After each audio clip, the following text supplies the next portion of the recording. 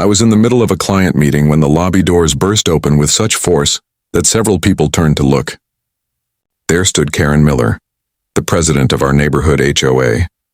Her face flushed with what I could only describe as vengeful delight. She stormed across the marble floor in her designer heels, pointing a manicured finger directly at me as my clients looked on in confusion. "You're fired. Effective immediately," Karen announced loudly, her voice echoing throughout the lobby. "Pack your things and get out of my building within the hour."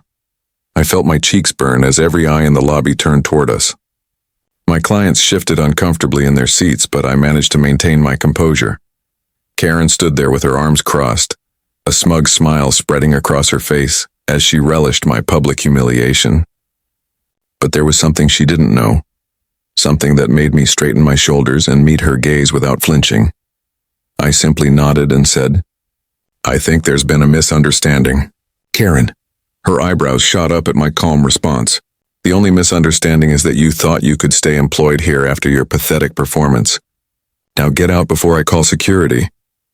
Just 6 weeks earlier, I had been working as a modest financial advisor in this very office building. It wasn't glamorous, but I enjoyed helping clients manage their investments and plan for retirement. Karen, however, made the workplace nearly unbearable. She wasn't just the president of our neighborhood HOA where we both lived.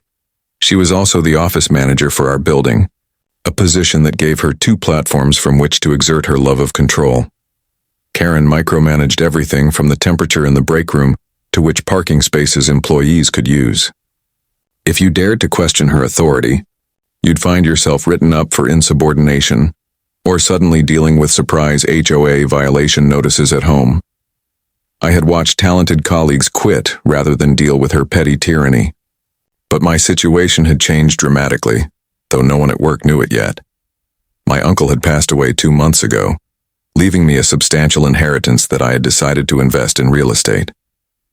When I discovered that the very building where I worked was up for sale, it seemed like a perfect opportunity. I formed a holding company to maintain my anonymity and made an offer that was quickly accepted. The closing was scheduled for the following week, but I had kept this information completely confidential, continuing to work as usual while the paperwork was being finalized. Meanwhile, Karen's behavior had grown increasingly erratic. She had begun sending daily emails about workplace etiquette violations and installing security cameras aimed directly at employee workstations. At our monthly HOA meeting, she had pushed through arbitrary new rules about holiday decorations and lawn maintenance schedules, fining residents for infractions as minor as leaving a garbage can out for an extra hour. When my neighbor, Mrs. Peterson, a 70-year-old widow, broke down in tears over a $500 fine for unapproved garden plants, I knew something had to change.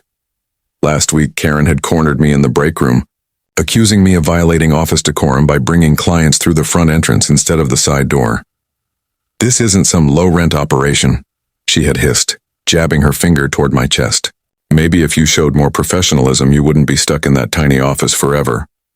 I had simply nodded and apologized, which only seemed to frustrate her more. What she didn't realize was that I had just signed the final paperwork that morning. The building was officially mine.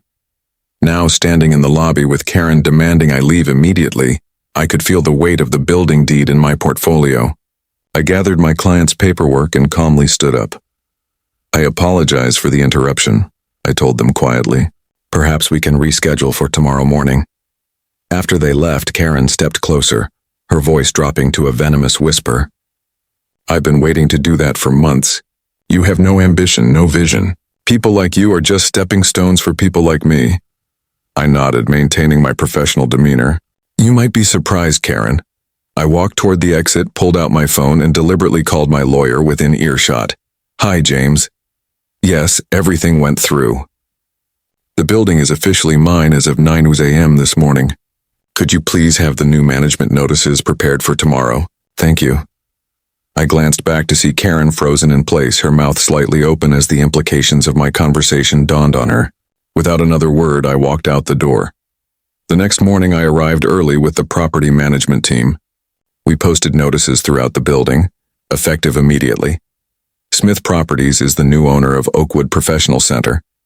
All building management inquiries should be directed to the new property manager David Williams, at precisely 9:01 a.m. I watched from the new security monitors as Karen approached the main entrance and swiped her access card. The light remained red, and the doors stayed locked. She tried again, then began pounding on the glass doors. The security guard approached, pointing to the new management notice. I could see her face contort with anger as she read it.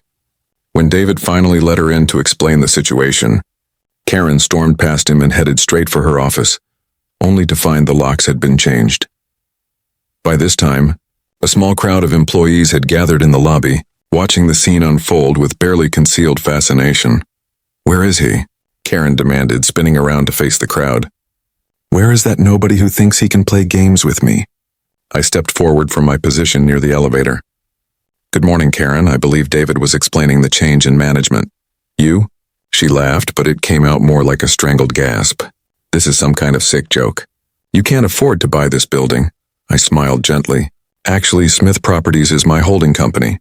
I purchased the building last week, and the transfer of ownership became official yesterday morning, about an hour before you attempted to fire me." The color drained from Karen's face as she processed this information. "That's impossible. You're just a financial advisor. You drive a 10-year-old Honda.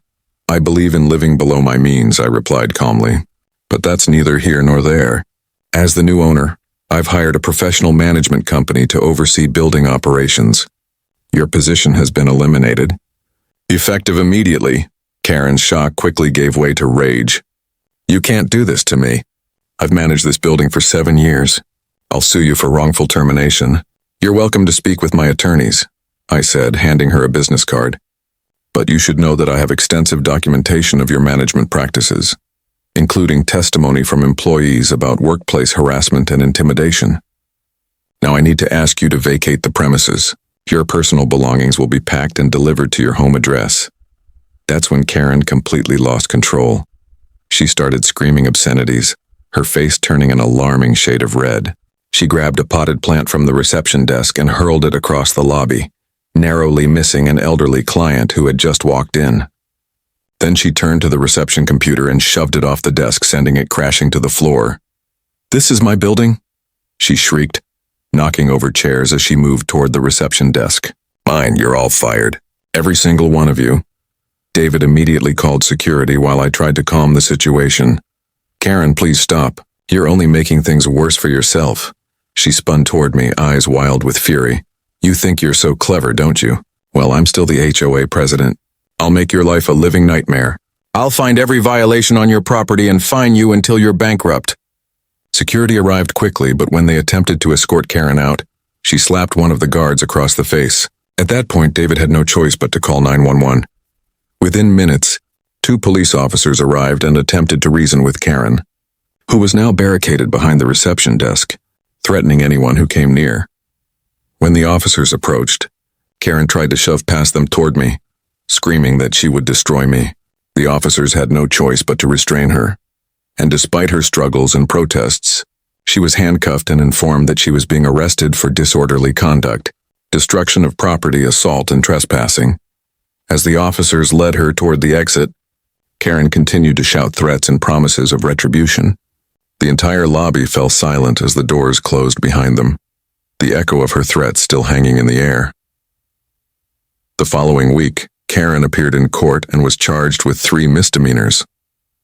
The judge, clearly unimpressed with her continued insistence that she was the victim, sentenced her to 100 hours of community service, ordered her to pay $7,000 in damages to the building, and issued a restraining order preventing her from coming within 100 FT of the building or contacting any of its employees. But the final blow came from the HOA board itself.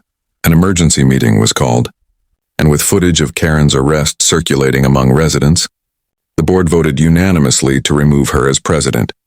When informed of the decision, Karen collapsed into her chair, mouth opening and closing wordlessly as her last vestige of power was stripped away.